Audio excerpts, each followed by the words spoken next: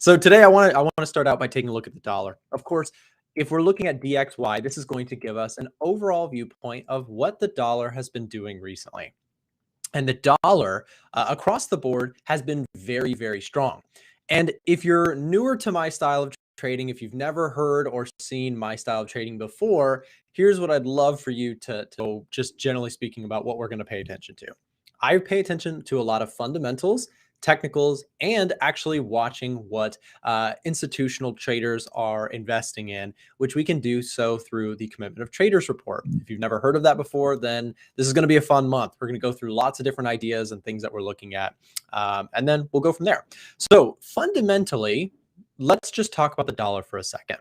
Why is the dollar so stinking hot? Well, here's why.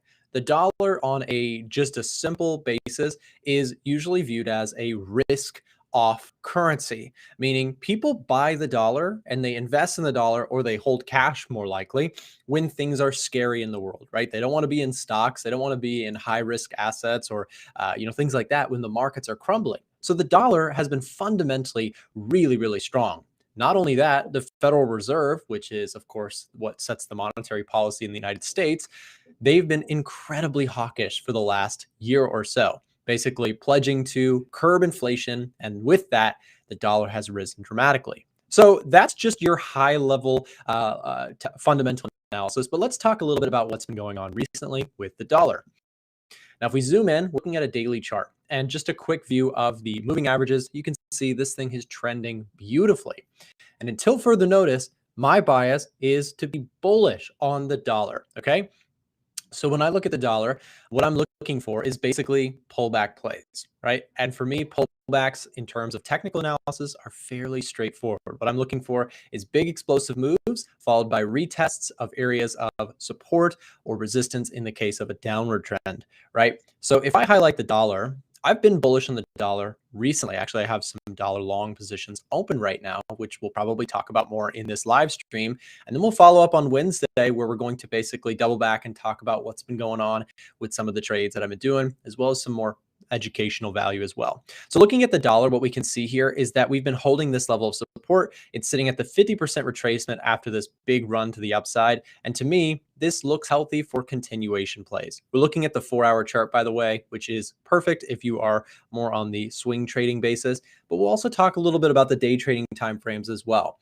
Hello from South Africa, from UK, from Japan, South Africa again. Good to see you guys. Thank you for being here. And good morning, good afternoon, wherever you are in the world. Again, let me know which charts you would like me to look at. Someone requested FX Dabs says gold maybe, which we could definitely take a look at gold, no problem. And let's go on. We'll get to gold in just a moment. Let's do a little bit more on the dollar. So dollar yen, real quick.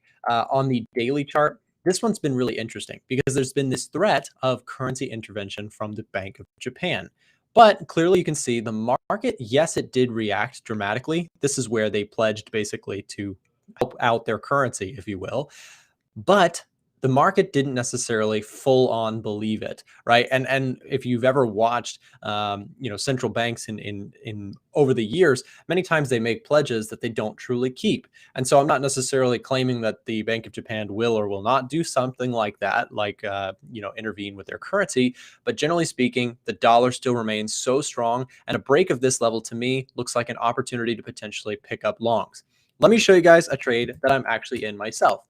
I am currently long dollar Swiss franc, and I'm not going to just claim that I'm in it without actually showing you guys some sort of proof. So let me just pull this up. So I am actually long dollar Swiss. I took 2 attempts, so don't let me make it sound like I win every trade, because I definitely do not.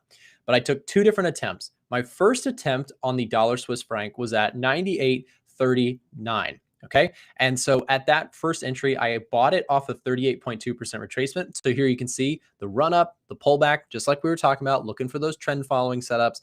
And this one totally flopped. It didn't work out, right? So I took a loss on that one. But then I re-entered at the 61.8% retracement.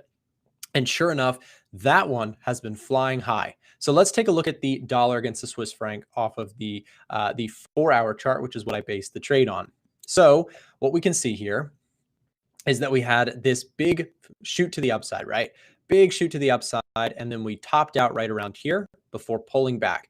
So just to recap, this is where I took my first trade and totally looked like a fool in the markets, and markets fell further, right? So I took a loss on this first one, but then I was able to re-enter here, and this one has more than made up for the loss so far.